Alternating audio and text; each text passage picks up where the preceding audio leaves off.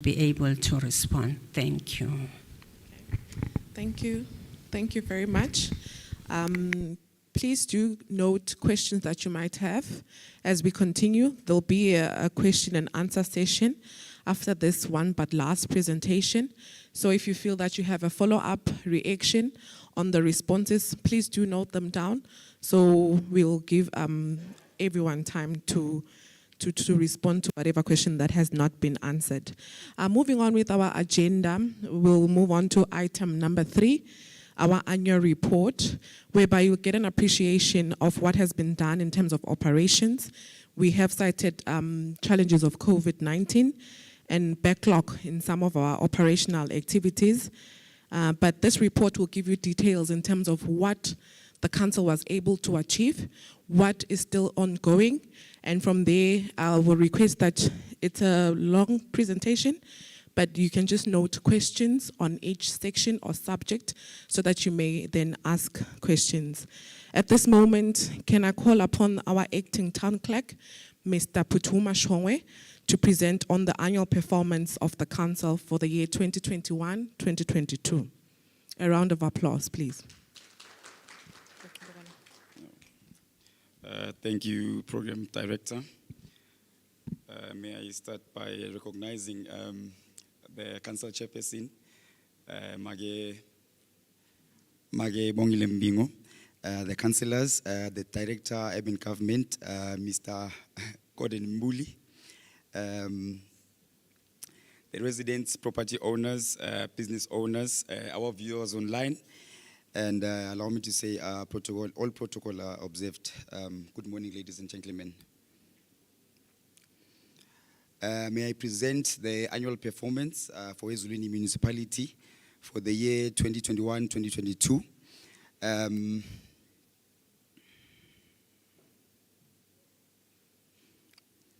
Our vision as a Azulini Municipality, it is to provide a high-quality residential corporate tourism-friendly and green environment, and our mission is to improve the quality of life of the Azulini community through the provision of efficient services and infrastructure responsive to their needs.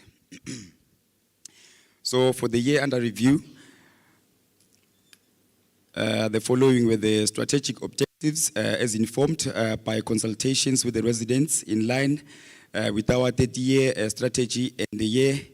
And they are as follows, which is to provide civic services by 2024, to secure and own developable land, and this, I must say, it will be finalized soon.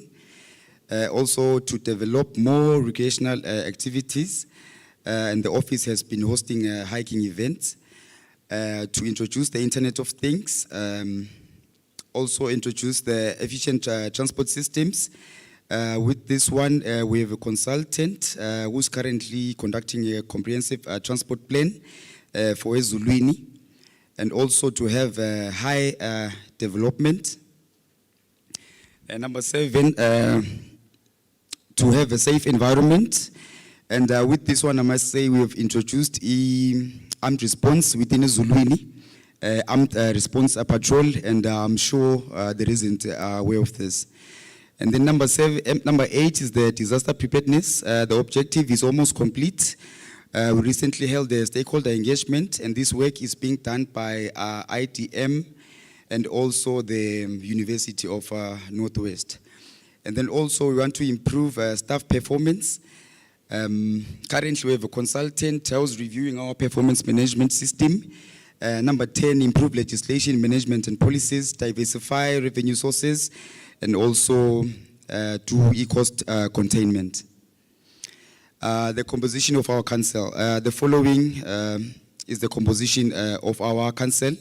We have the board chairperson, Councillor Bongile Mbingo from Ward 3, the deputy chairperson, Councillor Miliswa Mamba Mchali from Ward 2, the finance committee chairperson, Councillor Sandile Dlamini, who is a ministerial appointee. We also have the Councillor Dr. Edmund Mazibugo from Ward 1. We also have who's a finance committee member. We also have Councillor Darren Rowe from Ward 6, who's also a finance committee member. We also have Councillor Mike Vincent, who's from Ward 5, who's a council member. Also Councillor Refule Mamohobo, who's a ministerial appointee, and also Councillor Comfort Hlope from Ward 4. Thank you. And then the composition of the management team. We have the acting town clerk, Mr. Putuma Shongwe. We have the corporate services officer, Mrs. Patience Vilagati. We also have the town treasurer, Mage Ndombizotwa Vilagati, the town engineer, Mr. Putuma Shongwe, the town planner, Ms. Zwagele Dlamini, and also our public health and environment manager, Ms. Kolile Mapanga, who's the program director. Public Health and Environment Department. For the Public Health and Environment Department, the report is as follows. The department is responsible for the following activities, which is the public health protection, waste management, nuisance abatement, food safety management, and pollution prevention. For the year under review, the department carried out the following, and these are the highlights, which is food grading inspections, waste management, water testing for rivers and boreholes, rabies campaign, food safety and hygiene seminar, clearing of invasive alien species, environmental monitoring, and of construction projects. So for the year under review, the waste quantities are as follows. The recyclables increased as compared to the 2021 financial year. Residential waste slightly decreased, and commercial waste significantly increased as compared to the 2020-2021 financial year, which was during the lockdown times. These are the representations for the year. Commercial waste stood at 1,036 tons, and residential waste at 631 tons. And the recyclables stood at 159 tons, and we encourage our residents and business owners to get into the habit of recycling waste, as it comes with many benefits, and I believe next time when we report on the AGM, this will have improved. And then the office also issued out notices for the clearing of vacant overgrown plots, and these were published on the local newspaper. Unfortunately, the response was low, and we encouraged the property owners to clear their vacant plots. The department also conducted the rabies vaccination in collaboration with the Ministry of Agriculture. And also we facilitated a food and safety seminar where food handlers were trained on how to maintain the quality of food and good hygienic practices within their food premises for the benefit of our residents, visitors, since we are a tourist town. And then also we conducted an annual food grading, and I must say 90% of the food establishments in Azulini obtained an A grade for the year under review. Town Planning Department. The department is responsible for the regulating land use, management of parks and public open spaces, promoting local economic development, and managing outdoor advertising. So these are the land use applications. These are the applications which were received over the year, where we received applications for special consent, home offices, rezoning, and subdivisions. Local economic development.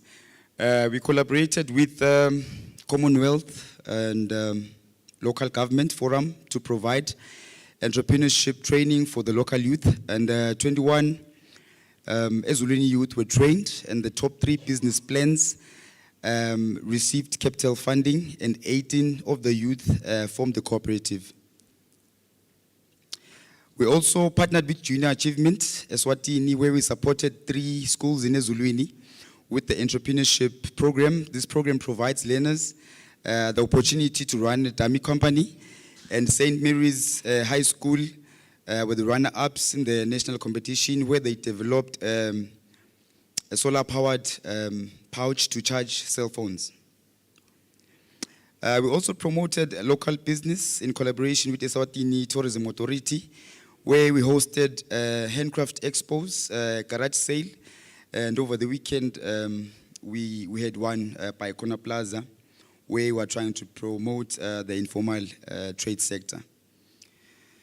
We also hosted a Creating Customer-Centric Town Open Lecture for business managers and owners in Azulini town. Actually, this was aimed at aligning businesses with the town's vision of a customer-centric town that provides exceptional customer experiences to tourists, both domestic and international. We also partnered with Pelame Eswatini, an NGO aimed at promoting domestic farming, to establish an urban garden in Azulini, to impart knowledge on sustainable gardens. Lot 38 in Mountain View Township has been allocated for this initiative, as shown on the screen. Following the completion of the street numbering exercise, the office has designed a uniform sign that is recommended for use throughout the town, and the sign has had municipal logos, colors, and this sign is reflective, and you can see it on the screen. Public Works and Engineering Department. The Public Works and Engineering Department, this department is responsible for the maintenance of council infrastructure. It is under this function that the department cleaned storm water drainages, executed grass cutting and bush clearing on road reserves, replaced road signs, road marking, rehabilitated walkways, repaired potholes, and maintained street lights and high masts in all main streets, including the MR103. The department is responsible for supervising major commercial developments within Azulini. On the screen, it's the ESCOM head office opposite the Azulini Private Hospital as at March 31st, 2021.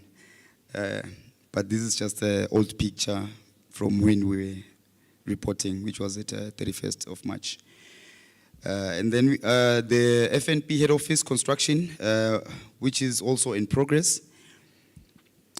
On the table are highlights on the works and maintenance activities, which include road reserve maintenance, installation of traffic calming speed humps, regraveling, reshaping of gravel roads, and the maintenance of street lights. And this was when we were installing speed humps along the Mandenga Drive.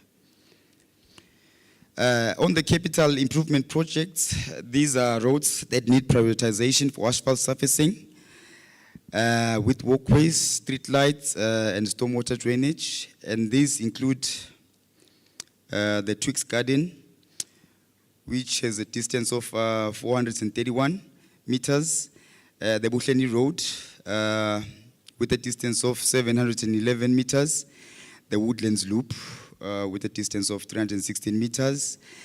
I'd want to update or give a status on the asphalt finished roads within Azulini urban area. Azulini has a total of 64 roads in total, and 54 of these roads are asphalt finished, and 10 of these roads are gravel roads. So as at 31st of March 2022, the status stood at 85% asphalt finished roads, and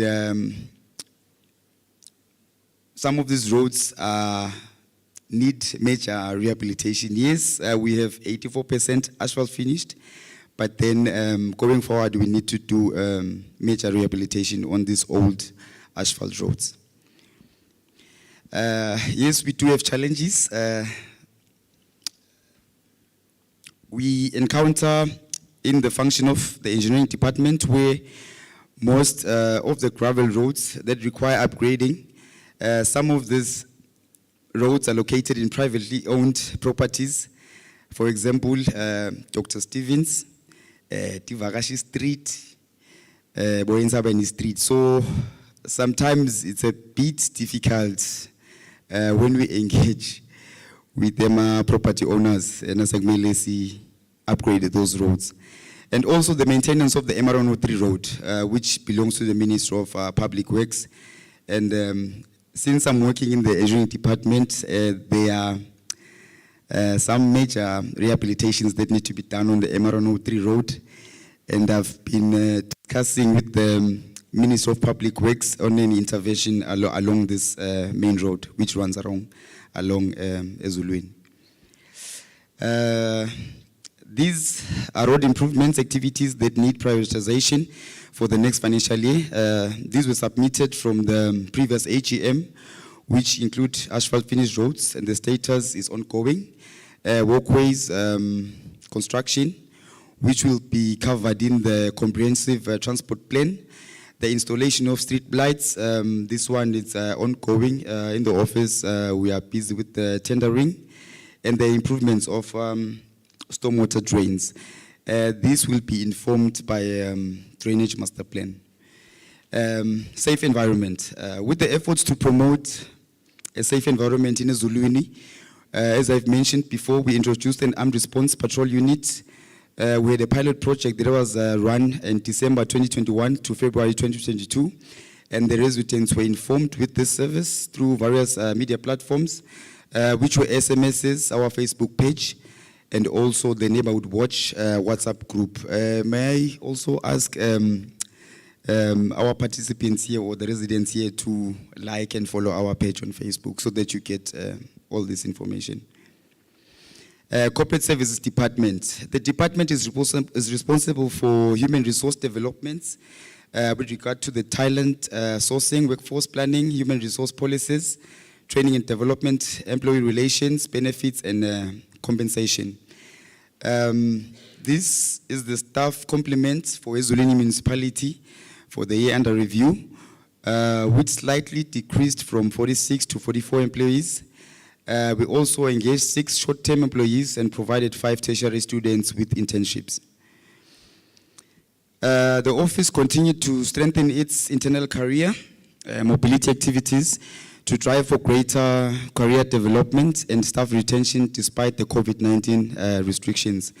We conducted training for fire marshals, first aiders, safety, health, and environment representatives, and also sustainable solid waste management, and also the ISO 17020.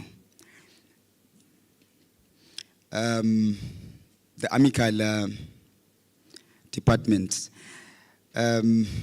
Amical is Alliance of Mayors initiative for community action on AIDS at a local level. The initiative works in a private public partnership with local government countrywide and is housed under the municipality. For the year under review, we conducted community health programs which include home-based care, HIV prevention, including prevention from mother to child HIV transmission. The implementation and monitoring was done through the assistance of our 20 program volunteers who conduct door-to-door visits. We also commemorated the International Women's Day, which was celebrated in March 8th, 2022. And for this year, the theme was Break the Bias. We also conducted condom distribution within Azulini in the urban area and the peri-urban areas. And This is a representation of distributed pieces of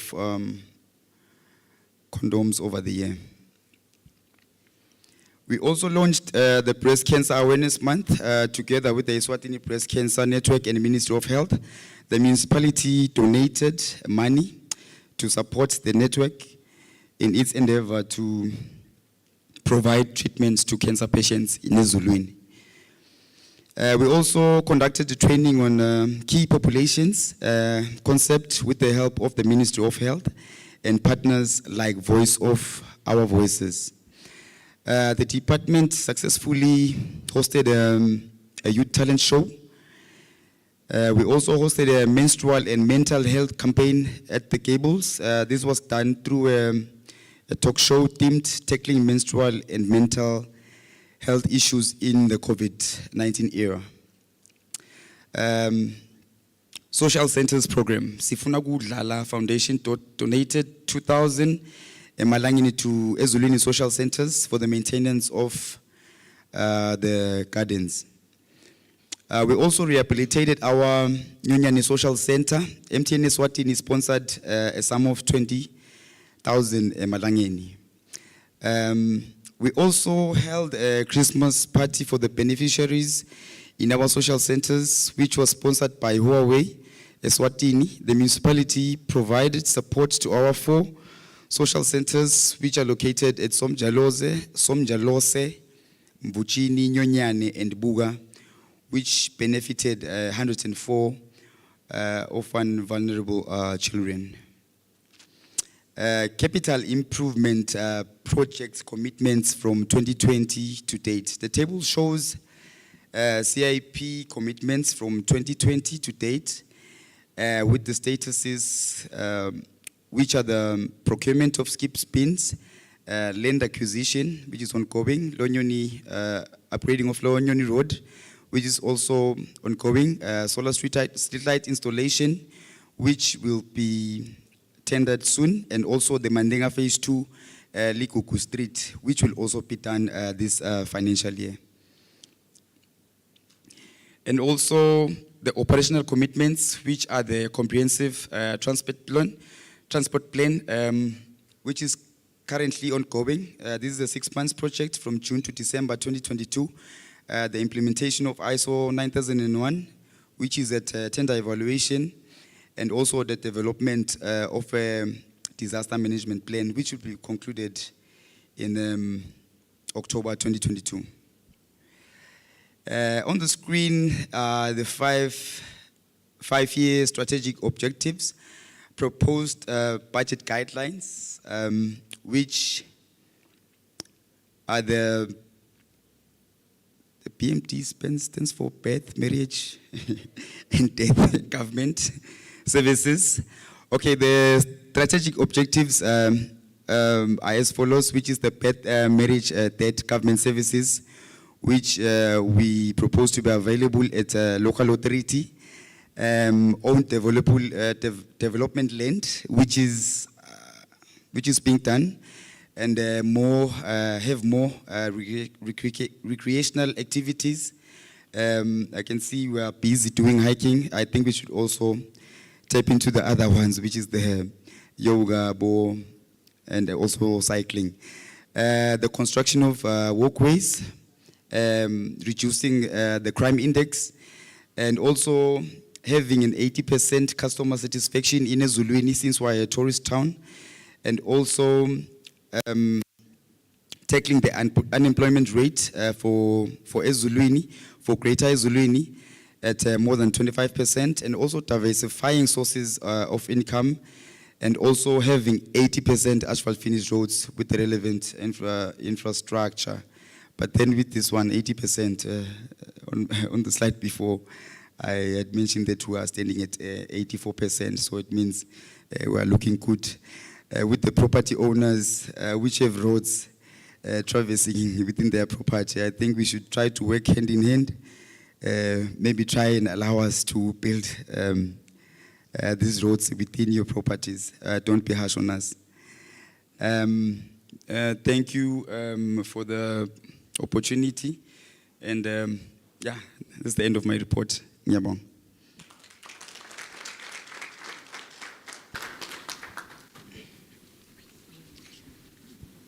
Another round of applause. Can we make them louder? Thank you, Acting Town Clerk, for that beautiful presentation. I think despite all the challenges that we have mentioned herein from the Mayor's speech and from the Acting Town Clerk, you appreciate now how much work has been put in, how much of it is still ongoing. And I note that we only have 44 employees who are doing such great work and such development and such cleanliness and such maintenance for the town. Thank you so much. We appreciate management and everyone who works at Azulini Town Council. You've done a great job. Thank you so much. The time now is 8:54. I know that there's food smelling, good scent smelling from outside.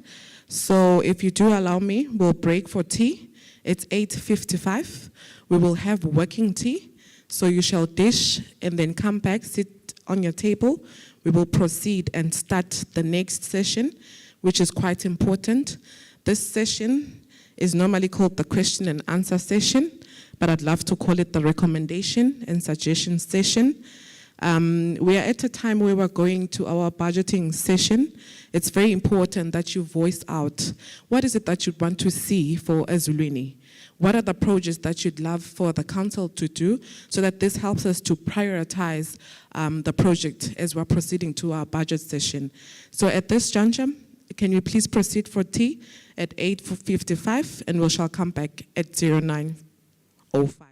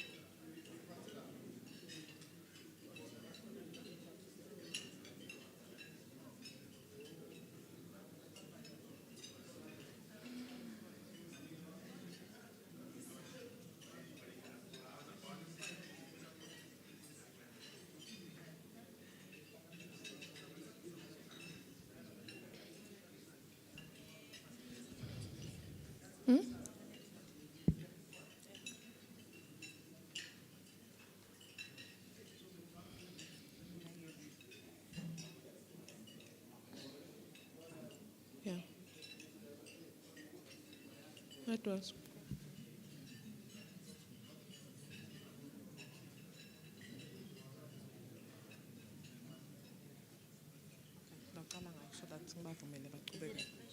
It is. Include youth activities. Even if it's a comment, it's a good comment. It is, Ibek.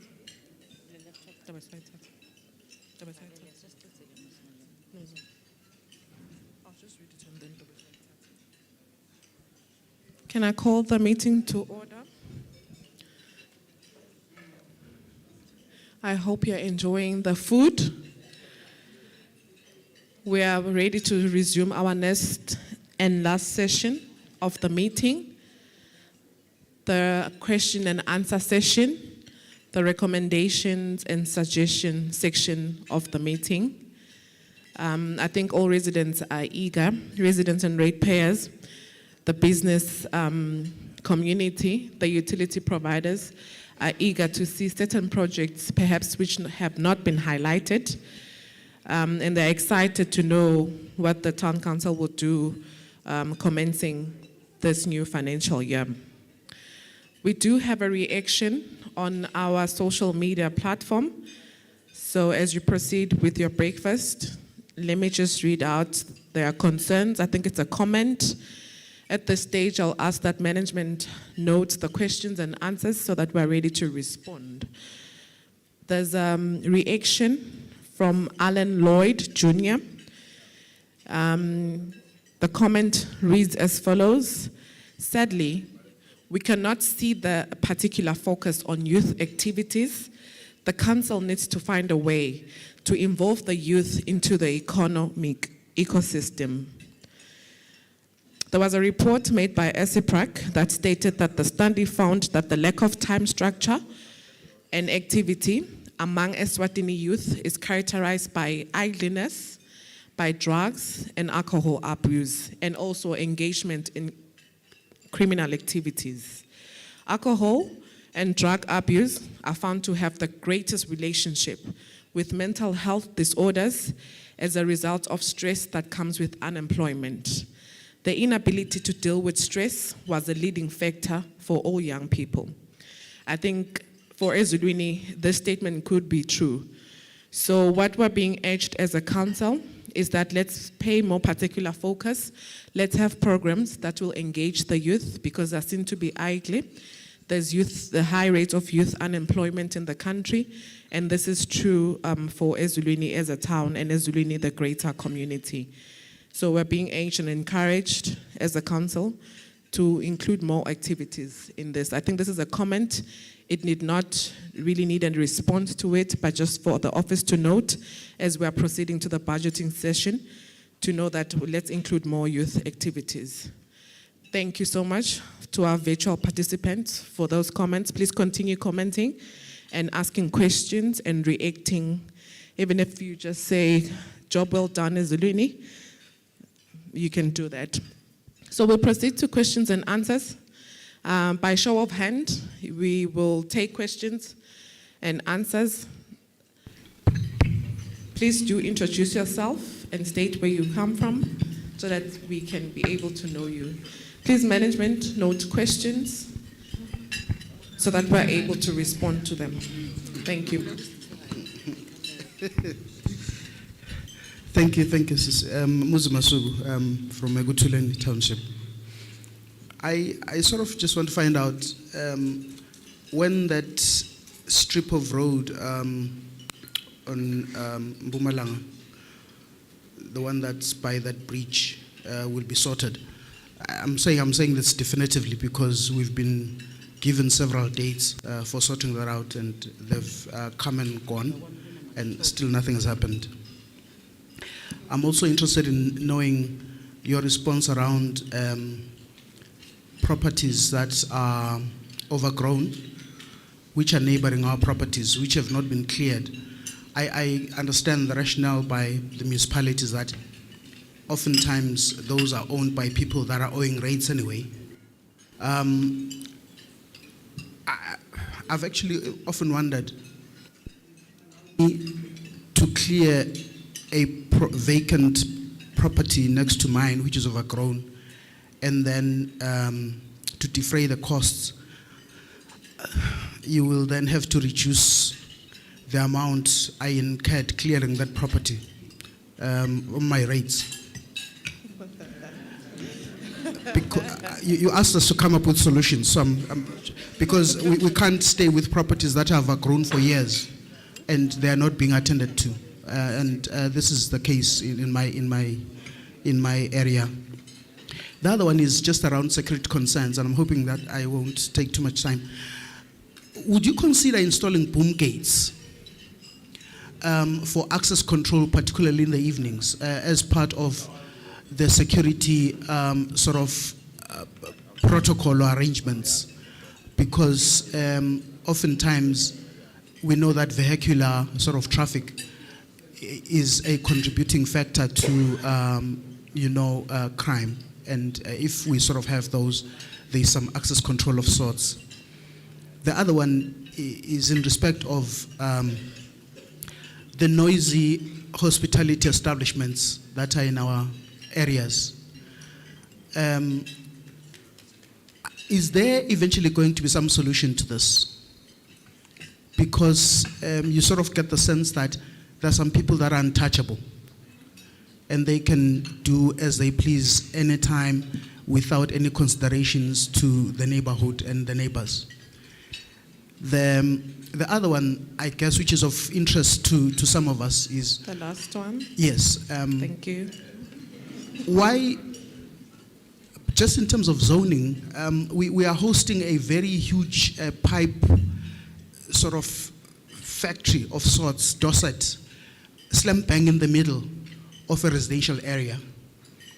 Has there been consideration about relocating this establishment? I'm saying this because when they bringing their materials, trucks, you can see the amount of traffic and general disturbance that occurs resulting from that. This one, obviously, the very, very last one is not a question, but an interest issue. What does it mean to be a tourist town, and what is the role of a resident in a tourist town? Thank you. Thank you. Can we try to minimize our questions so that we can give an opportunity to as much people to ask questions? I'll take one question per person for now. Then we will respond and have another round. Okay, thank you, Chairperson. Mine was a concern about the overgrown properties, as the previous speaker has just said. Just to recommend that it has to be included. The cost should be, the council should clear the particular vacant plot and add the cost to the particular owner. And just to say that there's a disaster waiting to happen at because, yes, it was a good venture that they installed speed humps on the road, Ngonini Road. But then when the water floods my gate and we can't go in and out, I've been reporting this several times with no particular help. Thank you. Next question. Hello. Yes. Thank you, Chair. Your name and where you're from? My name is Maiso from Goche Township. Yes, I have quite a lot of questions, but I will just ask one. Thank you. Just to request that we have a customer question and feedback platform on your website. I don't know if it's there, but if it's not there, I think it will help to incorporate it so that we are able to communicate continuously and get feedback on that platform. It will really help. Thank you. Thank you. One last question. In a hand.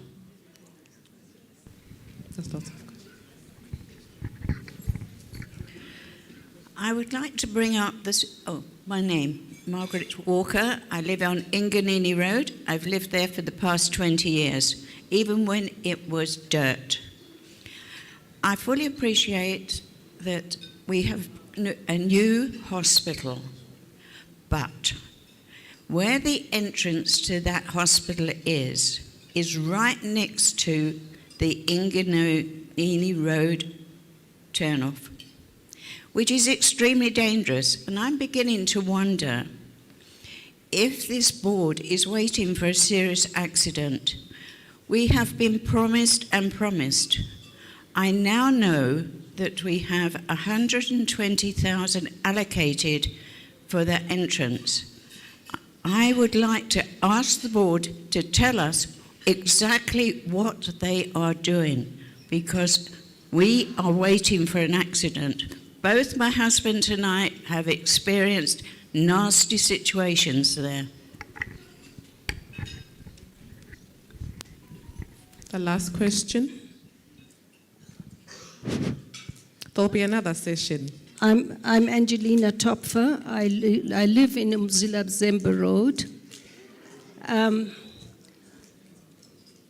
I would like to ask a question as to when Ms. Muzi spoke about it a bit earlier.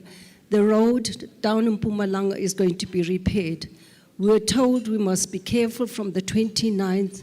I can't remember which month it was. It's over 6 months ago. But they didn't tell us which year.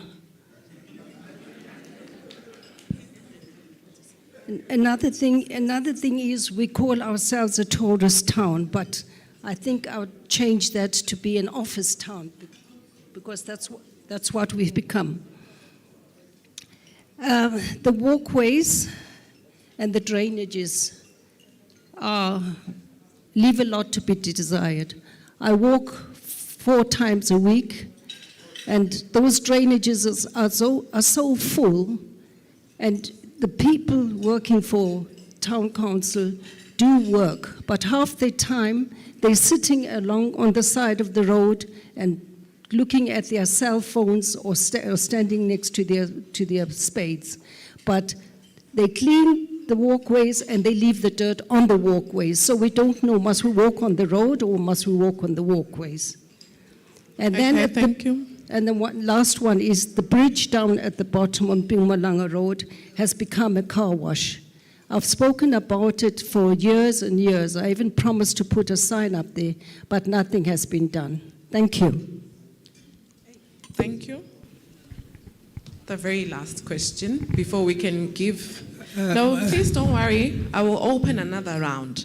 Let's just give management to answer this round of questions, and then we can then open the floor for another round. Mr. Ndlovu, Dr. Ndlovu, the last question. Yes, I just wanted to ask, because I saw on your last slide, the adequacy of drains. Every time there's a storm, someplace, somewhere in Azulini gets flooded. And I would like to challenge the office to look at the adequacy of the drains that they have in all the areas. Because sometimes you find that some of those drains, of course, they silt up and so on, and then they become restricted. So check those and make sure that the drains are adequate, particularly because there's development external of the municipality. There's a road to Nyonyan and a road to someplace else and so on and so forth that you find around here that's being tarred. And then you find that the drains there, or that road, drains into our properties. And when it drains to our properties, there's a lot of damage to our properties, because the comprehensive plan, I would have loved to see the drainage comprehensive plan with short-term, medium-term, and long-term objectives. Thank you very much. Okay, thank you. Thank you very much for that round of questions. I will now hand over to management to answer the series of questions that you just asked. Can I please urge everyone to not repeat a question or a comment that has already been asked, so that we get to ask new questions and we get to give everyone a chance to respond. If you allow me, I'll start with a lot of questions from the town engineer's office. The one on Mpumalanga Road has been one of the main concerns. the one on security concerns, including installations of boom gates. Can you respond to that, sir?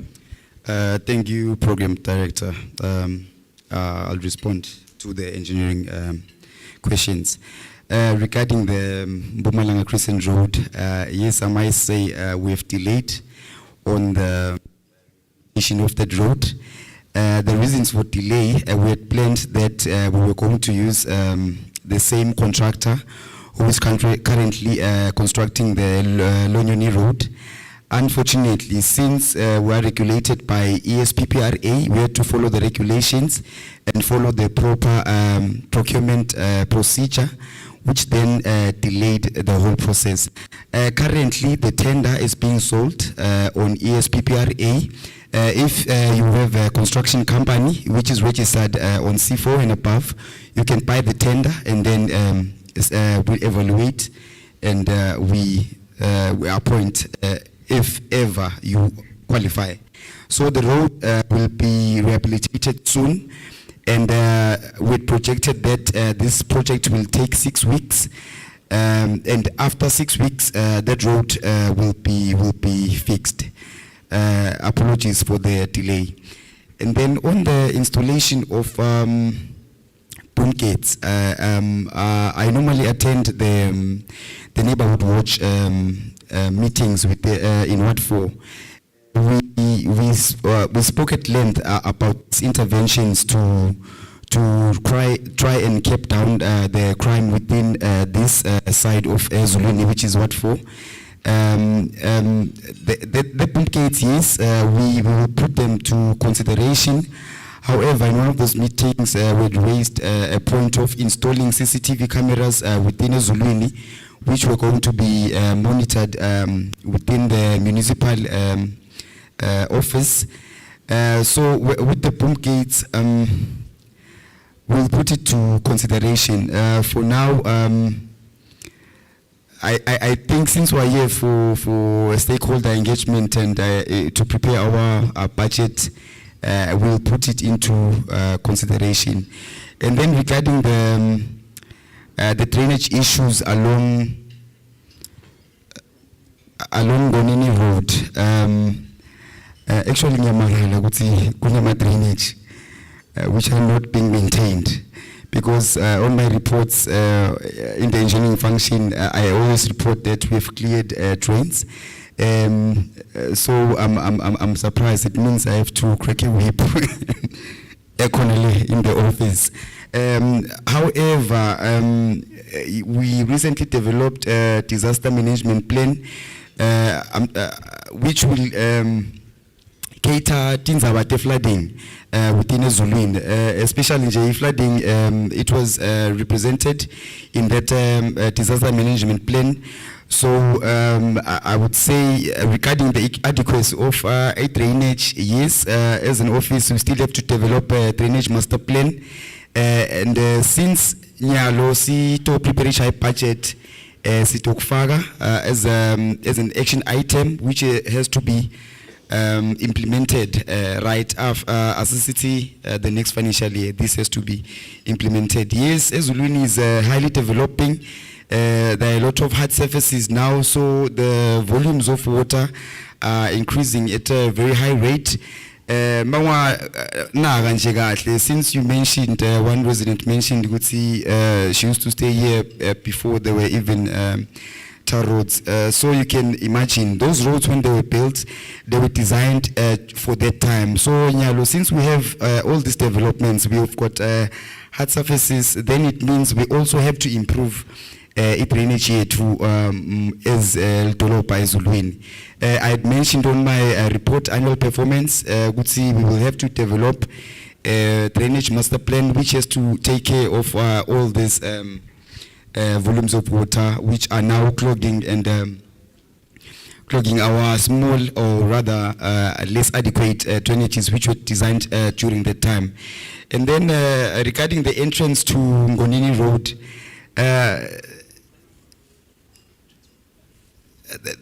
this one, the entrance to Ngonini Road, the councillors, they always give me a hard time with this one every time when we have our board meetings.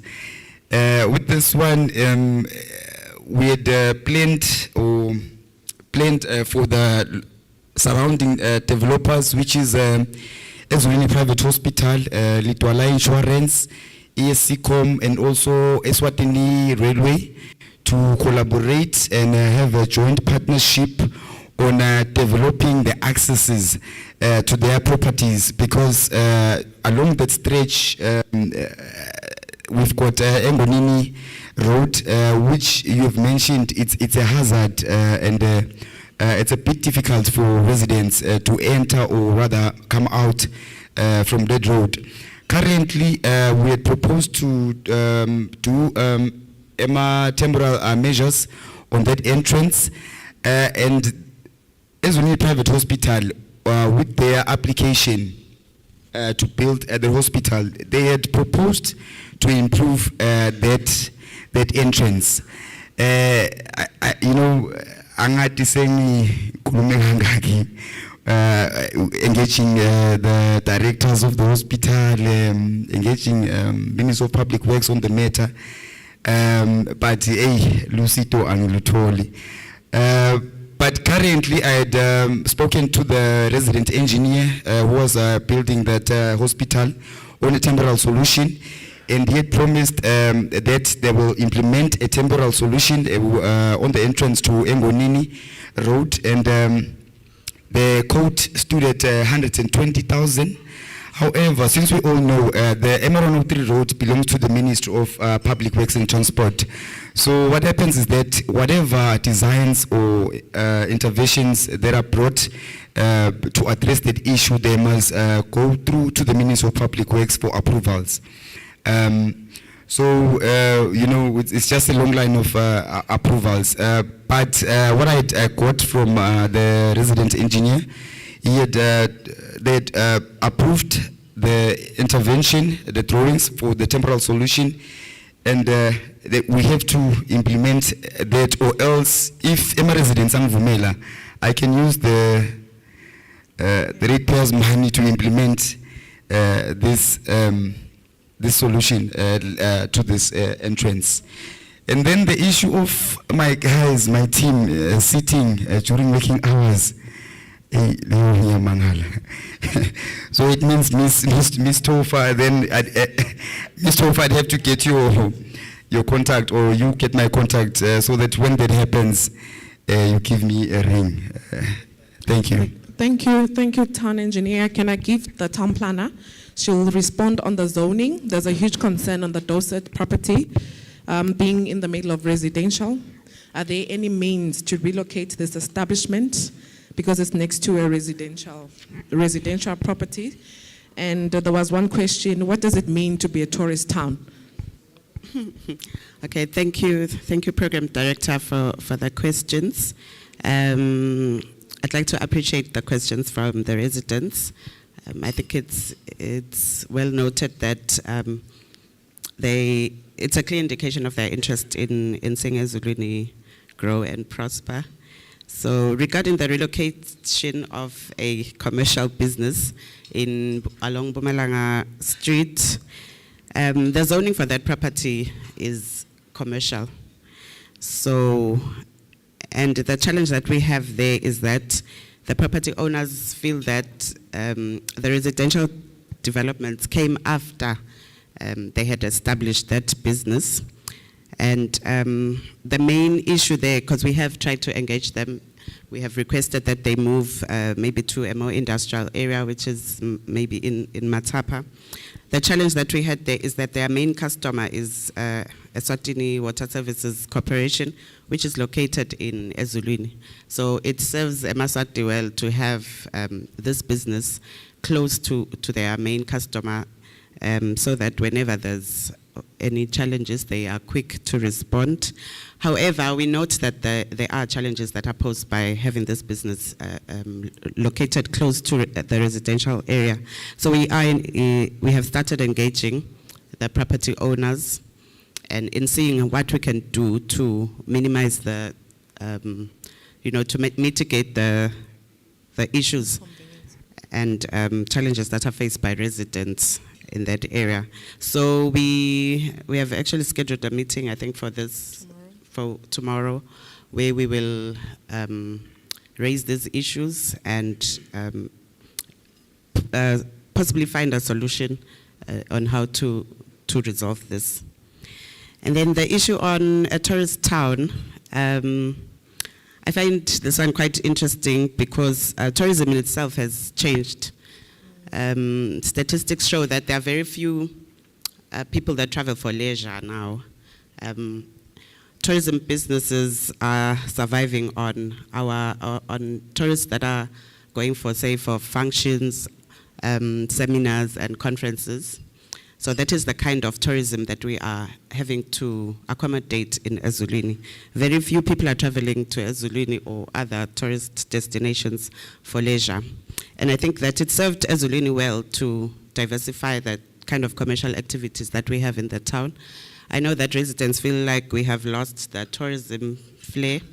But I think we saw in the time of COVID, when there was very limited tourism activity or people traveling tourists traveling to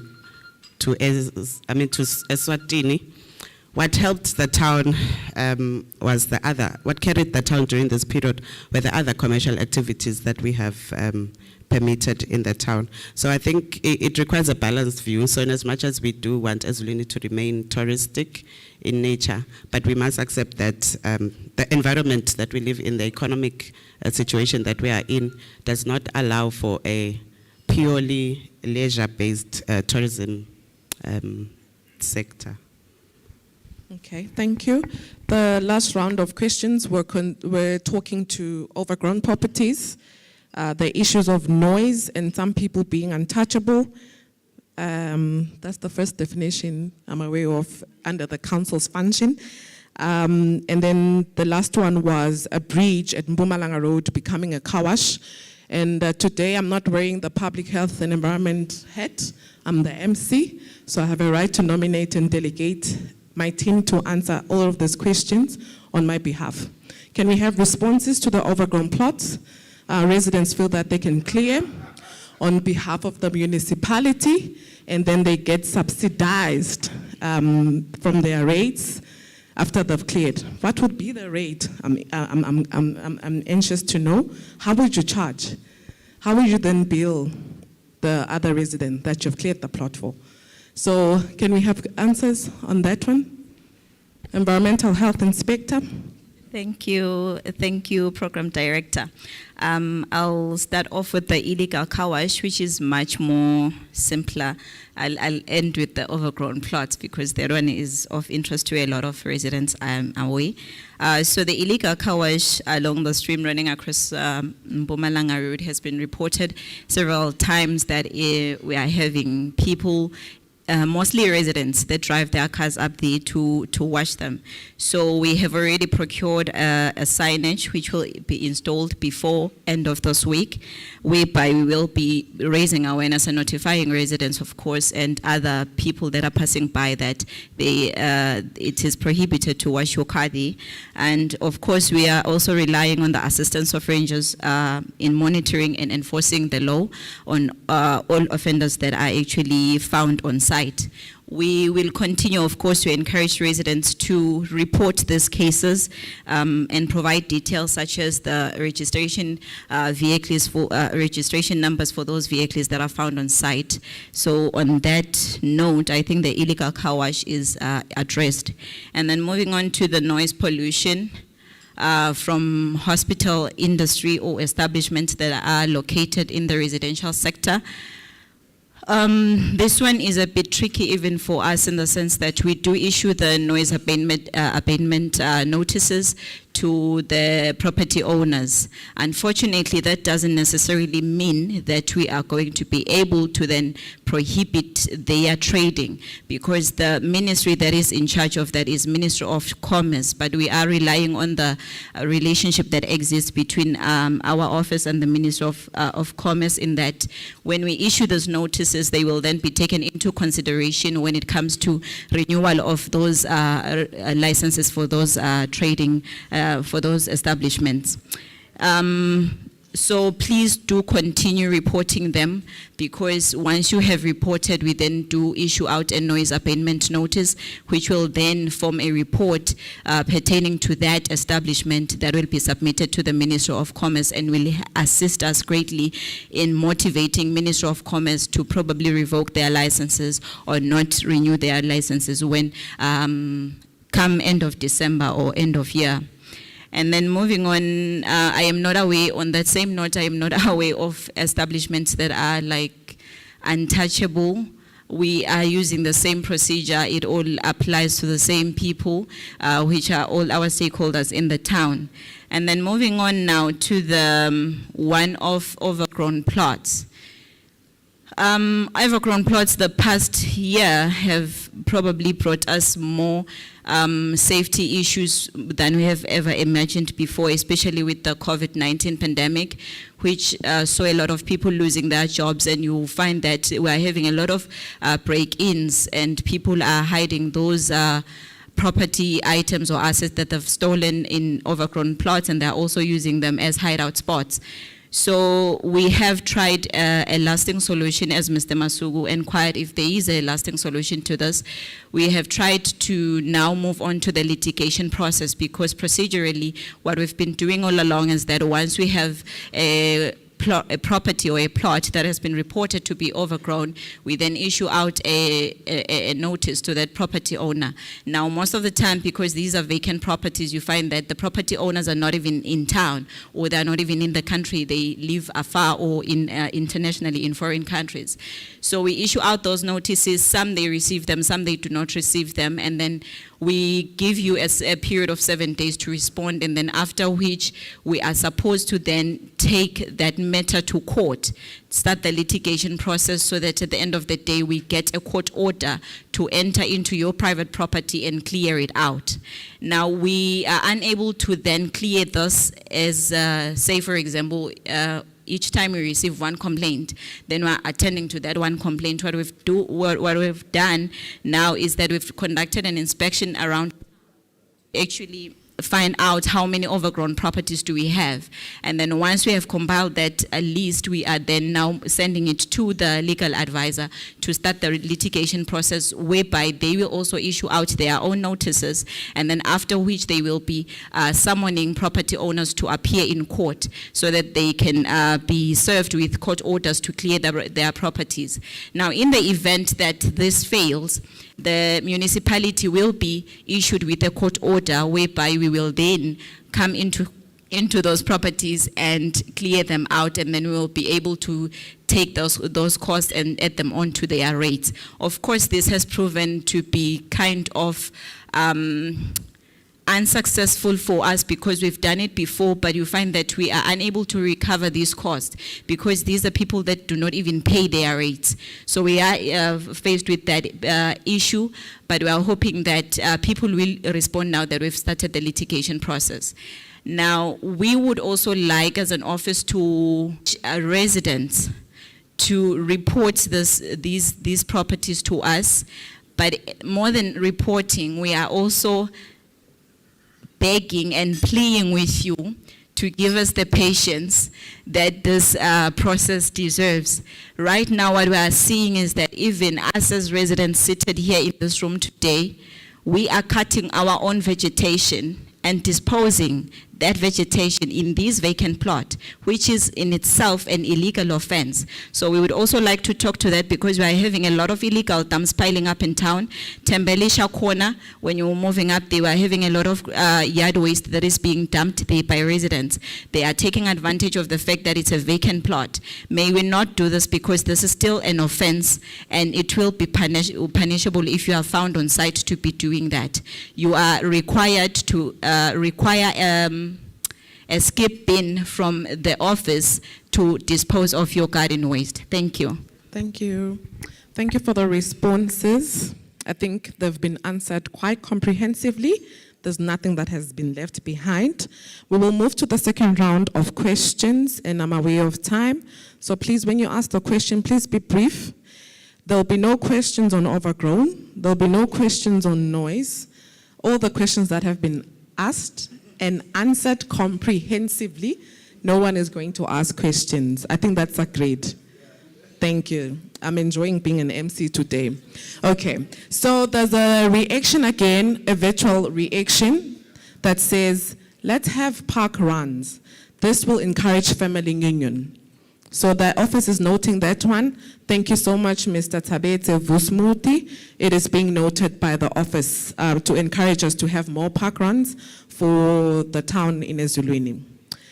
Another round of questions. Brief, your name, one question, so that we're able to respond. Sean Stewart, Mpumalanga Drive. I have 20 questions. How many questions, sir? 20. No. I think they're all valid, but I'll start with one, or I'll start with two. Firstly, the CEO is acting, and I feel that this is a very important position in the town, and that job should be made permanent as soon as possible.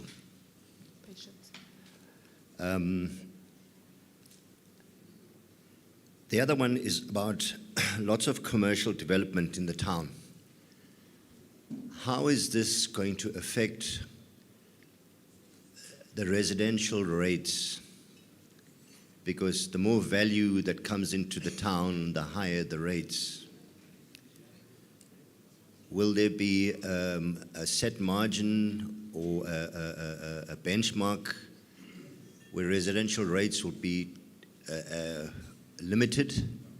Because if you're building 3, 4, 5-story buildings, their value is too high, and it's going to affect the residents who are around it.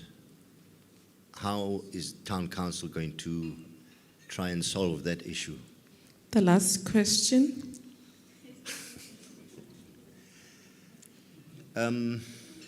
Pensioner rates. This is something I've been talking about for years.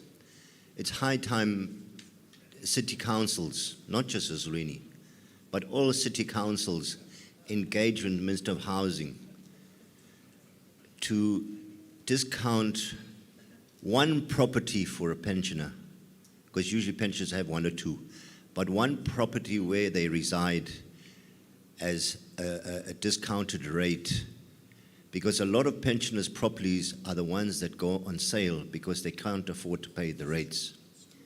I will highlight that in Mbabane especially. That's all for now. Thank you. Pilan. It's me. Yeah, it's you.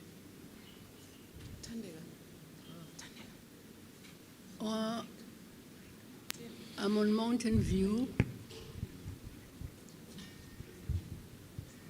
Umkosi Crescent through to Pumalanga Road. Between number 3 and number 4, 5, we need at least 2 speed humps because we've got motorbikes racing there, especially in the afternoon when our little grandchildren are out from school and we're going to have problems. Could you please have 2 speed humps through to Mpumalanga Road? And again, on the properties that are not cleaned. I've got one next to me, and whenever I talk to the lady at the office, he keeps saying, I'll ask so-and-so, I'll ask so-and-so. In other words, as Masuga had said, some people are untouchable. I think the owner maybe is untouchable, I don't know. Because that property is really giving us headaches. We're going to get snakes into our properties. But the main point, 2 speed humps, please. Thank you. Thank you. The next question.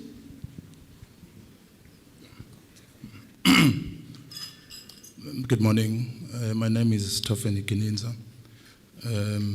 Nghlalimandeng. I think I may just choose to go to the issues of how our houses are, but can I just dwell much more, MC, on the issues of the long-term plan of the town? That's really more my interest. One, I did come late, so maybe it's been mentioned. You have a strategy as a city or town council. I think I saw 5 years. I just want to know, when did it start? Then I actually can know when actually it finishes. And the reason I'm asking that is that then I can align what are your strategic intentions of the council. Because what I do see, I think in the presentation by the acting town clerk, are strategic objectives for 2021-22. I'm not sure what that means. Does it mean that's for the year, because that year is finished, which is March 2022. So you have the civic service by 2024. I would like that to be unpacked. I don't know what forum that will be, because if you say to me, you want to provide civic services, what exactly are you talking about, and what in sequence? Because you'll not probably do it at all. Are you doing licenses? Are you doing, birth certificates? What comes first? We need to get a bit of precision into the things that you want to do.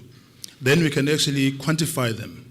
Remember, a strategy is something that is implementable and executable. If it's not, it's storytelling. So it's my first time to come to this meeting, and I would like for me to get more of those kind of things. For instance, you secure own development land. That's in a strategy. In the presentation that was up there, it says ongoing. Don't give me ongoing. Tell me exactly that you intend to have this finalized by September 2022. Then we can actually have you accountable to us that you said you'd be done by APCT. There's too many ongoings. Ongoing. That doesn't really help me. Internet of Things. What is Internet of Things? I mean, unless I'm missing English, I don't know. But I'm supportive of what you're trying to do, but simplify it for us to understand, where are you coming? Are you talking to EPTC to give it discounts for Azulini? Now Azulini can get internet. And where are we at this point in time? It is strategy. So if it's a 5-year, it's 2 years to go or 3 years to go, I don't know. But give us the time where things are. That's really my interest, is really on the bigger revenue services. I know you're about to stop me now. On the revenue diversification. And we're here to also help you. If you say you want to diversify revenue, what exactly are you talking about? We know, it's a given statement, that we're over-dependent on rates and probably subvention from government. But what exactly are you as City Council doing? And where are you with that revenue diversification? I actually have a lot of questions, but yeah, I'll stop there for now. Thank you. Thank you.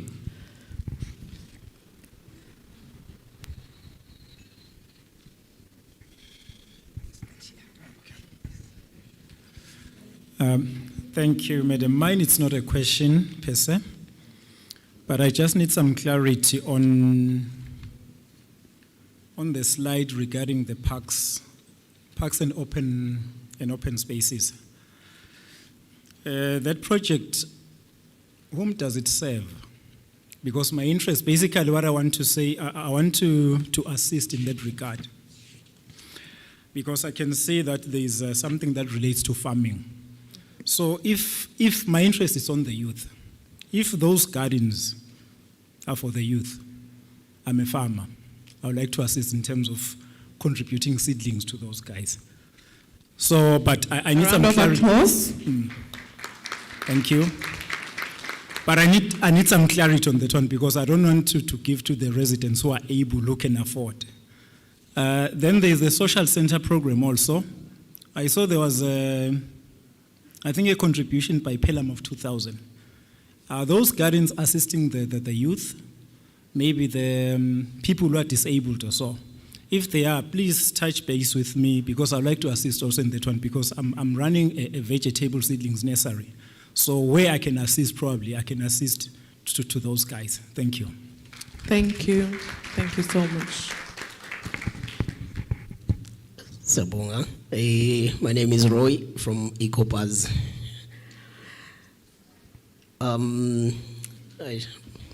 Time issue, yeah.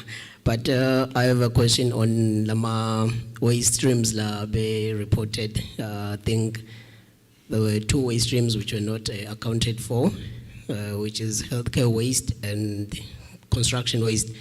I don't know if construction waste falls under commercial waste, but I think there should be some quantities given there, considering we have several construction projects ongoing and we have newly constructed and functional healthcare facilities.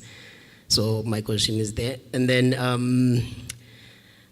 with regard to the increase in commercial waste quantities, I don't know if it's still manageable when it comes to the cost of disposal and the activity itself of collection.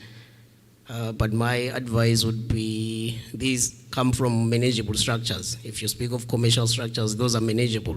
I think they shouldn't be contributing on the amount of waste generated as per se, but they should contribute on the amount of recyclable waste retrieved from their sites.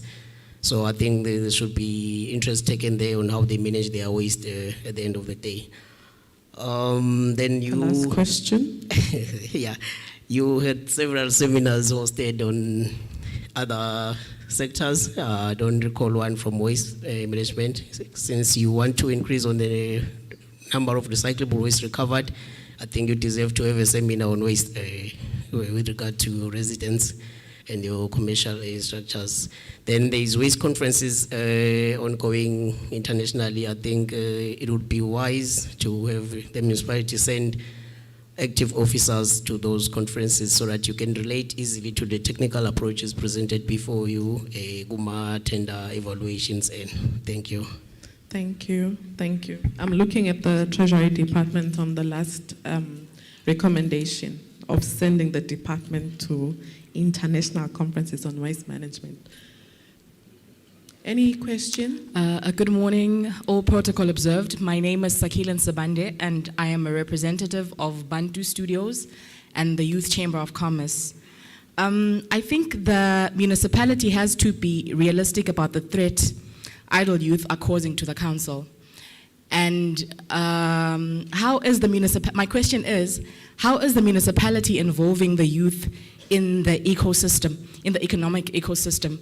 Because from the presentation that the acting town clerk made, I saw that there were trainings from JA Eswatini. However, I do not know if they are effective in combating the current situation of youth unemployment and the poorly resourced businesses of young people within the municipality. Thank you. Thank you. I'll take just 2 last questions. Bongosi Sibanze from Kocha Township. I would like to raise my concern when it comes to road reserve maintenance. Where I reside, there's very long road reserve on both sides. The Environment Department comes only when I ask them. That could be once a year. I'm asking the municipality to please look into this matter, because what happens is the neighbors think that we are not taking care of our property, and yet it's not our property, it's your property. And then secondly, in Mountain View Township, behind your offices, there's a park, there's a place allocated for a park. What happened is that there was a swimming pool there, the swimming pool was closed, you fenced off that place and you said it's a park, you fenced off that place many years ago and you closed it and nothing has been said or done about it. I would like to know what are the plans for that park there, that recreational space. Thank you. Thank you. One last question. There's a hand here. Pilan. Oh, is it okay? Margaret Walker, still on Inganini Road. One of the situations we have is that we only have refuge collection once a week. And this does create a problem because we have a township a bit further down and they bring their rubbish down and put it on an empty plot. Now, I know this isn't allowed, but if we had larger containers, public containers for this rubbish to go in, it wouldn't create a problem. Now, when this gets all broken up, everybody says it's the dogs, it's monkeys, and we cannot do anything about that, but larger containers most certainly would help. And after all, technically, we are a tourist town, and I think we should be promoting that much more than we do. Okay, thank you. One question, and I'm closing this round. Okay. Good morning. Ngciniwe Shabangu. I think it's a comment, a recommendation. You've been talking about youth, but there's no national library here at Azulini. So our kids don't have a place where they can read, can have a place to have a fully fledged educational, edutainment kind of a setup. Thank you. Thank you. Can I give the councillors and the management to respond on the second round of questions? I think there was a question on replacement of the town clerk. It's a very critical position. When is that happening? I'd love the mayor to respond on that one. Okay, thank you. The replacement of the CEO is ongoing. We have already done the first selection through a consultant that has been procured by the council, and hopefully by the end of October, the whole process of interviews would have started.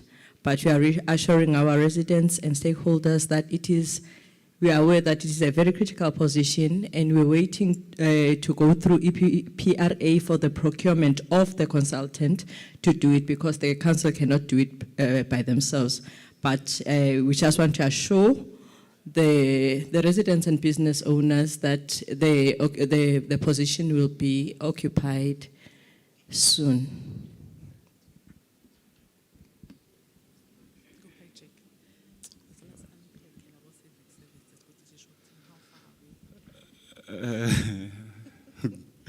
Thank you very much, Program Director. Yeah, there were a lot of questions from resident Stofeni Kininza.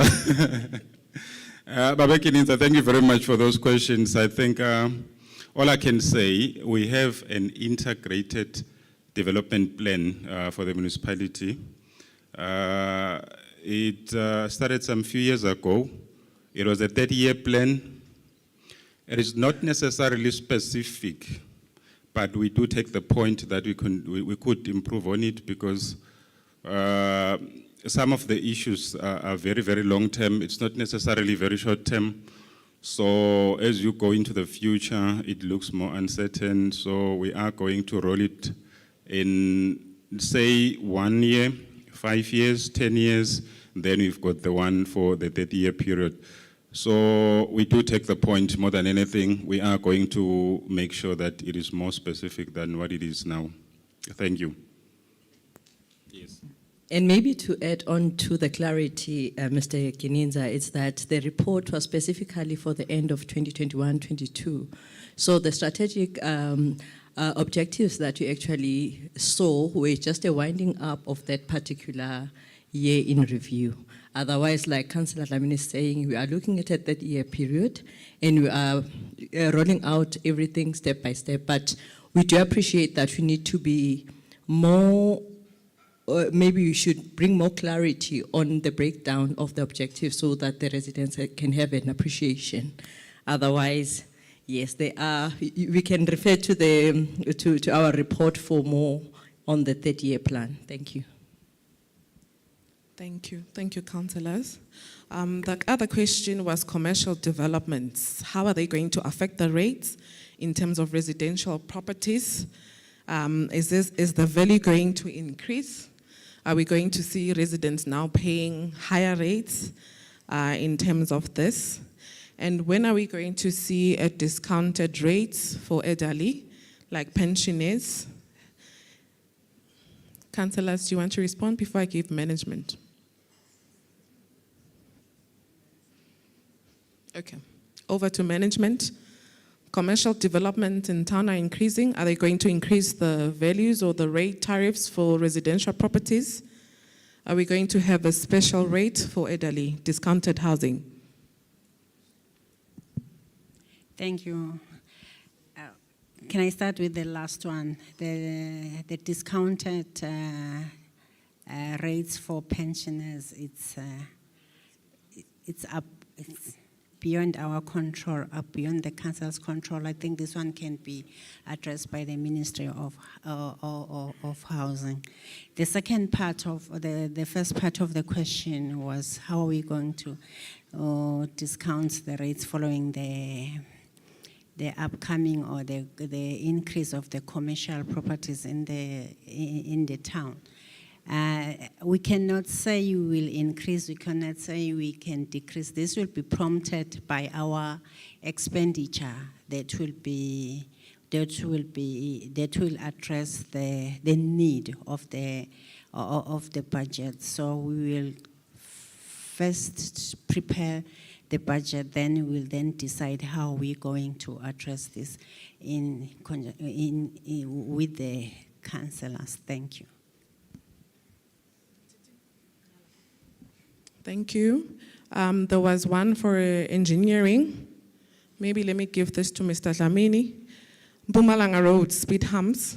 There are motorbikes seem to be speeding on that road. Can you please install speed humps? Do you want to comment? Thank you, Chair. I think we can appreciate the concern raised by the resident. We will look into that. It's not only Mpumalanga, it's not only Mountain View alone. We will go around the whole town and assess all the necessity of speed humps. Thank you. Thank you. Quite an interesting balance that the council needs to have, because we have more residents complaining that this is one of the towns that has many speed humps. So it's a very tricky balance, but I think the office is noting, especially the roads that traverse through the townships. I will now give the town planner. There was a question on the clarity on parks and open spaces. I think the resident has left, but it was more of comments. Who do they serve? Can I donate seedlings? I think there was a comment, and there was one last one on inclusion of the youth in the economic ecosystem of the town. Can the town planner react to those? Thank you. I think we would like to appreciate that contribution from the resident. Yes, Pelham is an NGO, and I know that they rely on heavily on donations.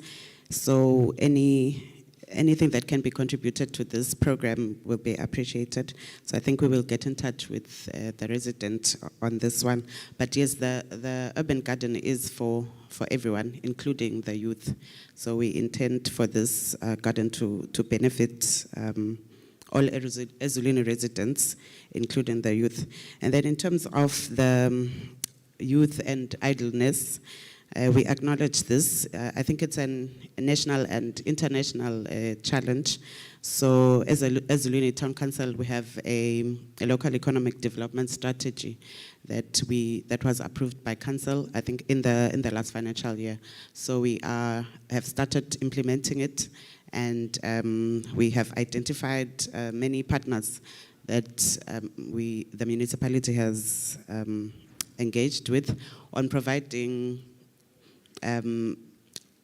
programs to accommodate the youth. We have one that will accommodate our graduates, because we know that a lot of our youth are educated, but they are not able to find employment. So there's a program that will be upcoming that will address those issues.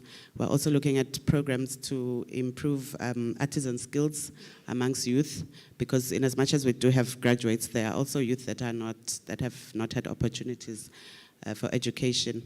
So to accommodate those that sector of youth, there's a program that we will be carrying out soon, before the end of this year, which will address issues of training youth on artisan skills, so that they can then go and use those skills in their communities. Thank you. Thank you. The last question is on the waste streams. We haven't reported on healthcare waste for the year 2020, 2021. What happens to construction waste in the town? Why is commercial waste larger in terms of volumes when they should be contributing to recyclables? And the last one on this part will be the collection of waste once a week. Why can't you put large bins so that the people can just dispose the waste in those bins? Again, I'll give my team to respond on that one. Thank you, Program Director. Firstly, we'd like to appreciate the submission made by EcoBuzz on probably further improving our waste streams and including healthcare risk waste. So the reason why healthcare risk waste doesn't show in our report is because we recently started the program of monitoring the health facilities in town. We have a total of 6 facilities that are generating healthcare risk waste. And these facilities, some of them you will find that they don't even dispose their waste in Matapa. Some use their sister shops in other towns to dispose of their quantities. And then we have Medicine as an example, which has its own incinerator, so they are having their own collection system and disposal.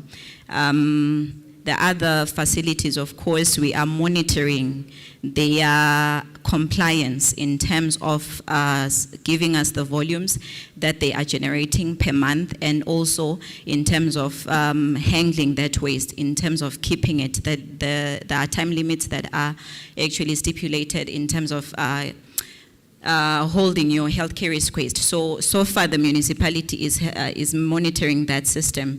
We are not collecting the healthcare risk waste because we are not capacitated in terms of resources. We would need to procure a specified vehicle that is going to be submitted to the EEA for issuing of a waste management license. In which case, a special waste management license, in which case we would then collect and then go and dispose to Matapa. So far what we are trying to do is to just gather the data, the quantities as to how much of this waste are we generating as a town, and then we would look into actually buying or procuring the vehicle in future. So that is why the volumes are not showing in our report, because it's a new program that started around July. And then moving on to the commercial waste, why is it increasing? Commercial waste is increasing in the town because of the development that is occurring. We will all know that waste will decrease as the population decreases. So we are seeing new businesses coming into town. That basically means we are going to be generating a lot of waste. Of course, we do acknowledge and appreciate the fact that we do have a control in terms of enforcing recycling on commercial properties when compared to residential, because with commercial properties we also go in and do inspections, and then we do civic education on recycling as well. But what we are seeing right now is that as we are improving as we are growing as a town, we are generating more of the commercial waste. Our commercial waste will emanate from the shopping centers. It will also include the waste that is along MR103. I think everybody is witness to the rising quantities of waste that are piling up near our MR103. Mandenga stores is a good example of that, whereby we are having litter receptacles that you find a lot of bulk waste placed nearby, and that waste is emanating from outside the town, mostly from our peri-urban communities, because they do not have waste management systems in place. So you find that these volumes are now adding on to our commercial volumes. We also have 2 skip bins that are located in Midway and Kamkoza that are probably not servicing a lot of us in this room, that are probably being utilized by the peri-urban community to dispose of their waste. Probably those are the other reasons why we are having a lot of our commercial waste rising. And then now in terms of rubble, construction and demolition waste. That waste is normally not disposed of in the landfill. Most of the construction projects that are ongoing in town, they will have their construction and demolition waste being used in nearby communities to rehabilitate dongas. So you find that volumes, at times they will go into our commercial volumes on the condition that the waste was not separated at source. So when you do not separate your rubble from your general waste, you render all the waste as general waste, in which case it cannot be reutilized or reused to rehabilitate because there's plastics and paper in there. And then moving on to the seminar on recycling, we appreciate the contribution towards that. I think it's high time that we actually do a civic education on recycling in the town as we are looking to becoming a green town. Most particularly in the residential sector, because we're having challenges there, because you'll find that the people that are residing in those properties are probably not property owners, they just rent.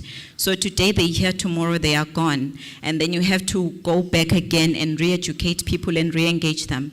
But we are looking to start a program on recycling in the residential area, whereby all households will be taught on how to segregate their waste so as to reduce the volumes of waste that are going to be disposed of in Matsapa, because we are all aware that the municipality doesn't have a landfill, so we have to cut down on a lot of cost in terms of transporting the waste to Matsapa. So the less waste we generate as a community, the less cost are we going to actually incur towards waste collection and transportation. So the collection that is happening right now, which is once per week, unfortunately or fortunately for us, it will still stand. And that is because we are trying to be green, we are trying to advocate, we are trying to encourage everybody to separate their waste as recyclables as well as general waste. Now, when it comes to the large communal bins, in closing, the communal bins, Mrs. Walker, unfortunately would not work for us because we will run the risk of peri-urban communities disposing of their waste from down Chagabili, disposing of their waste in town, as we are seeing along the MR103, as well as it will also deter the participation in recycling. So for us to recycle, we would actually need to adopt a tendency of separating our waste. But if we know that there's a large communal bin somewhere, then we will not separate our waste, we just consume and dispose. Thank you. Thank you. For this session, can we now change from questions and answers? Can we now try to say what are the projects that you'd want to see the municipality implementing?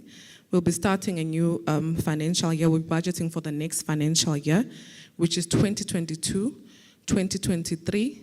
What is it that you want to see being incorporated in the budget? Sorry?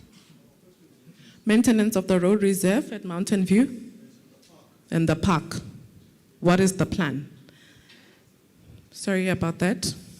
But I think the office is noting it. What is the way forward on the park? We fenced the park. Do we have any long-term plans? Thank you for the question. Regarding the park, the office will try and maintain it more often, but we do have a long-term plan to make it and to activate the park instead of just being an open space. Make it a park that will be usable by the public. We are still working on that, and we should have it activated by next year. Thank you. So can we now contribute to the project so that you can help the council to prioritize which projects we need to focus on? We have said a lot of beautiful comments on the IDP, on our strategic objectives. What is it that the residents would want to see the council implementing? We are paying rates, and we want to see these rates working for us as a town. Okay. Sorry, Councillor Sean. Can the officers please give a satisfactory response to the people residing next to Mountain View? Yes, that they seem not to be satisfied. Okay, it's a follow-up request from the council chairperson. Can you please answer that one comprehensively? Maintenance of the road reserve at Mountain View, there are complaints. what is the future plan for the garden for the open space at Mountain View? To respond to that one, with the road reserves, the office conducts road reserve maintenance. So I am not quite sure if you meant private property or the road reserve.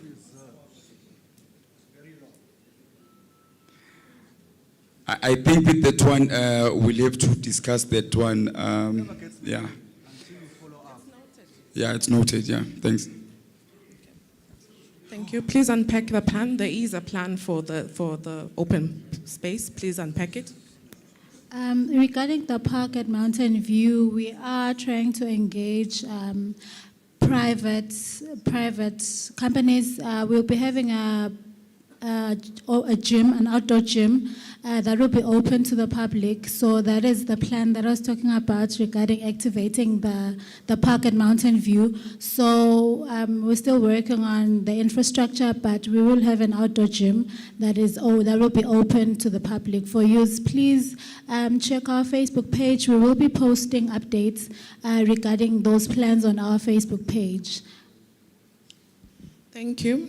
Any suggestions on projects that we can do for the next financial year for the residents? Okay, please proceed, Mr. Stewart. Okay. This is a comment firstly on the MR 103. Government had made plans for a dual lane from the ICC to Lubamba. I have the drawings, so I'm surprised that Town Council doesn't have these drawings in their possession.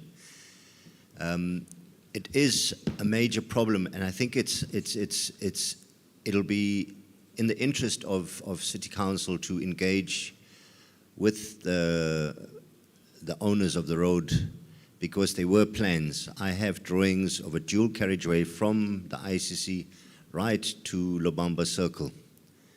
So I think it's something that you need to look into and just do a follow-up, because at the private hospital, I know there was a proposed circle in the drawings. So I don't know what's happened to the drawings and what's happened to the project, but I think it's in your interest to have a look at that. Any projects that we would love to see? Well, it's about the youth again. It is excellent what you're doing with the park, because that can also generate some sort of income for the town by building a swimming pool, and you charge a small fee. We're heading into summer now, so we're a bit late again. We've missed the boat. But that is something, a swimming pool in Azulini, I can definitely will work for the youth, because all the swimming pools that are owned around here belong to hotels, and you either got to be a resident or something to use them. So a public swimming pool, I think, is in Town Council's interest. I'd like to comment on the response I got from the pension rate. I know it's not the ministry, the council's, the council can do anything about it, but they need to engage the minister. All councils should come together and engage the ministers on this topic. We can't have our old people losing their homes when they've been there for years. You need to engage on this matter somehow or the other. Vacant plots. Yes, mine are just comments. Vacant plots. Sorry, I heard that you take people to court for vacant plots. You don't need to.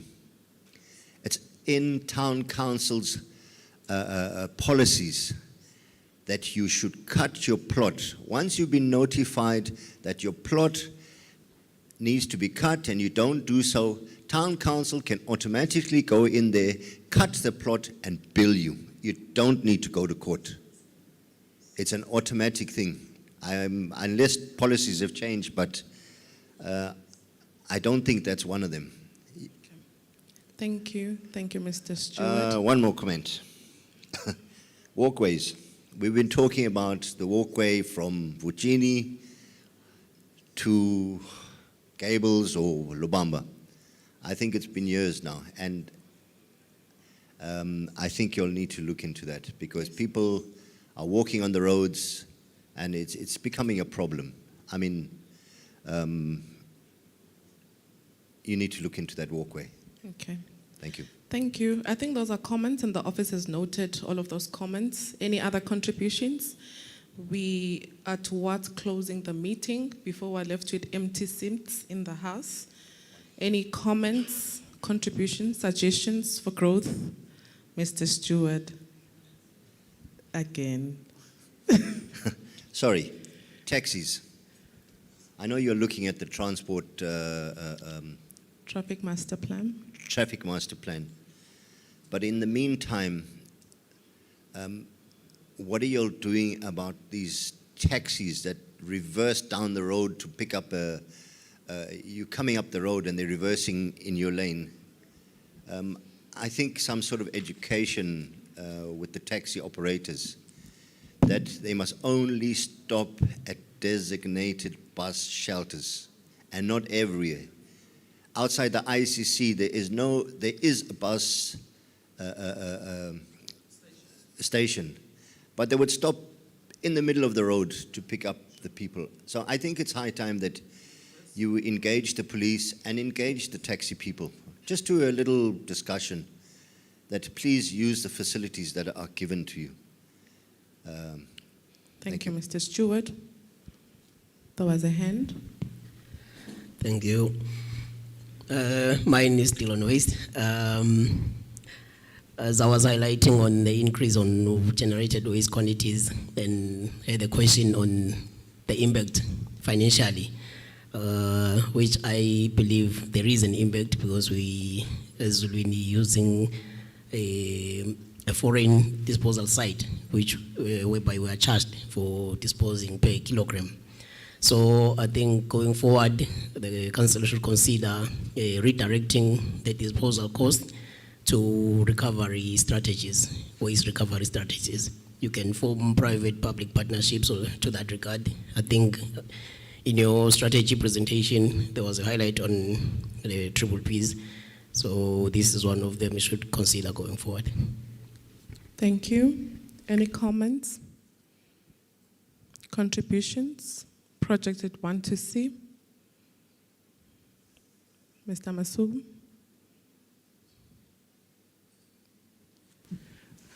Thank you. I just wanted to sort of properly emphasize there, because I heard Babe Shongwe responding to it, the issue of, and I'm saying this because it seemed to be tentative around the idea of boom gates and also security cameras. And I guess I'm speaking as a patroller as well in my own ward, and one who also takes care of these sort of concerns. For areas which have prioritized the installation of such, may we urge council to seriously consider it, because it's part of the sort of security protocol that has actually been sort of discussed quite extensively, including with the police as well. And we think that it will go a long way towards curtailing crime. Thank you. Thank you. If there are further questions and comments, please direct them to this email address, eztp@realnet.co.nz. If you haven't got an opportunity to ask questions or comments, you can use the following email to submit your comments or suggestions or project, eztp@realnet.co.nz. We do have a Facebook page. We do have a website where you can continue contributing on those platforms as well. I think there are no further questions.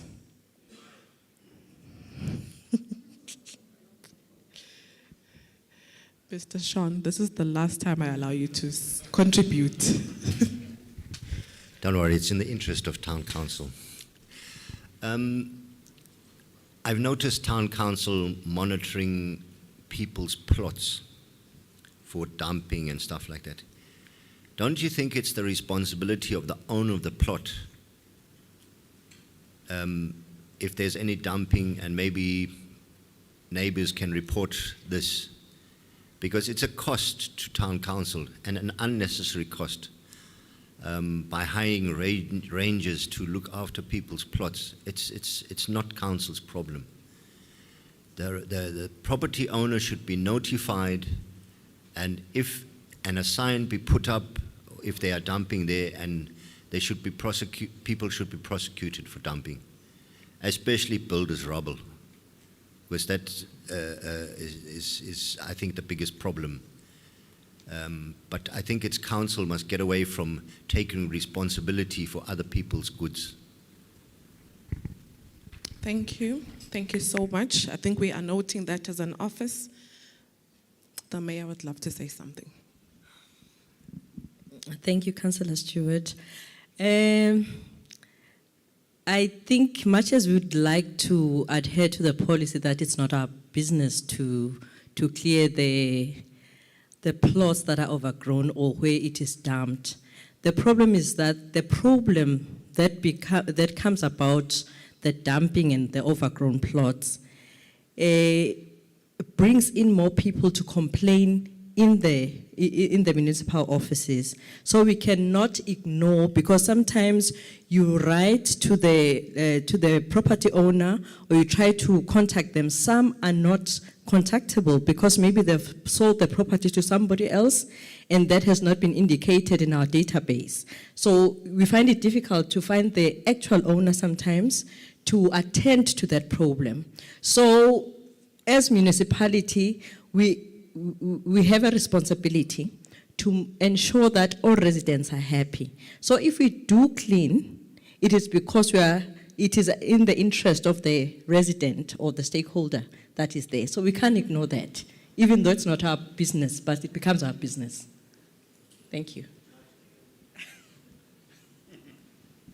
Thank you. No wonder you've been the council chairperson for 10 years, unopposed. Is it on? One last comment. Good afternoon. This is an environmental, still morning, sorry. An environmental question. For quite a long time, I've been reporting to council about the rat infestation that we have around my property, around, I stay right next door to Kodak. And I'm just wondering, is there anything that can be done about these rats that now look like cats? Thank you. Okay. Any other comment? No. Any other comment from any other person?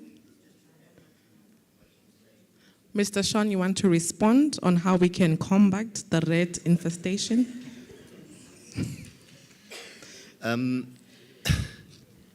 Okay, I don't think its council needs to engage the people. Their place is a mess and untidy. If council went in to inspect, they'd find a lot of rubble, garbage all over that place. The same Kodak we're talking about. And that creates cockroaches, rats. So I think it's council has the right to go and inspect that premises. There's a lot of people who live in that area, in just that facility, I should say. Thank you so much. I think that one is well noted. The municipality will ensure to the Public Health and Environment Department that we indeed find out what is the cause of the infestation, because we have to treat the root cause and not only the symptoms. So we'll follow up on this one. Thank you so much for that comment. At this point, I'd like to close the meeting. I haven't had any other reaction projects. I recognize the presence of utility providers at that corner. Babet Lamini from Water Services Corporation. Would have loved to get reactions from the business community as well on what they would love to see happening in the town. But because of the interest of time, we are open. I think management will be here, maybe just 15 minutes after the session. You can still contribute. I know some people are not comfortable perhaps contributing in a larger crowd. We are here for interactions. We are here for follow-up questions.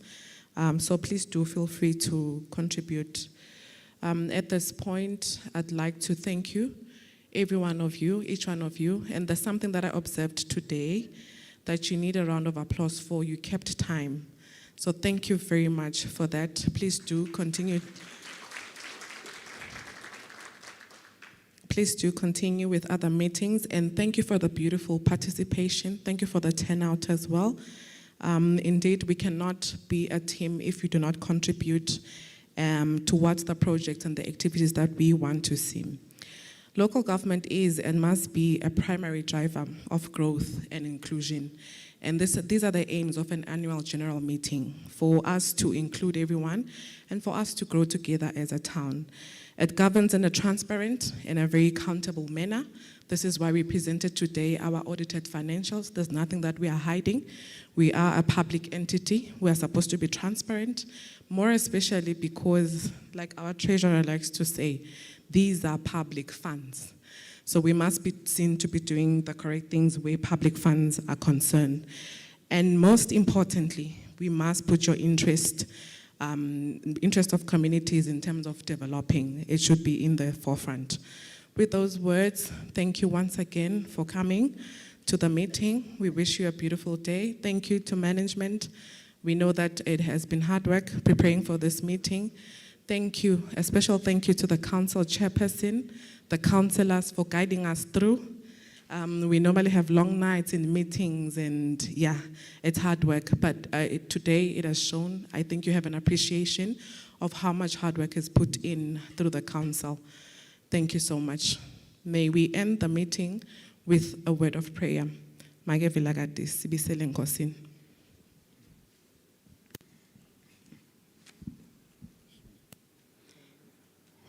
Shall we pray?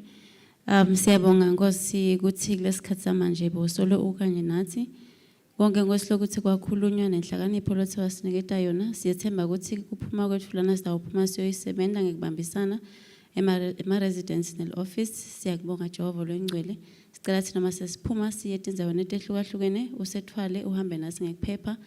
Siphinde Nkosi sihlangane eminyakeni olandzelako same time egameni la Jesu Kristu, amen. Same time, post what's the same place. Thank you very much. Thank you to our virtual participants. May you have a lovely day.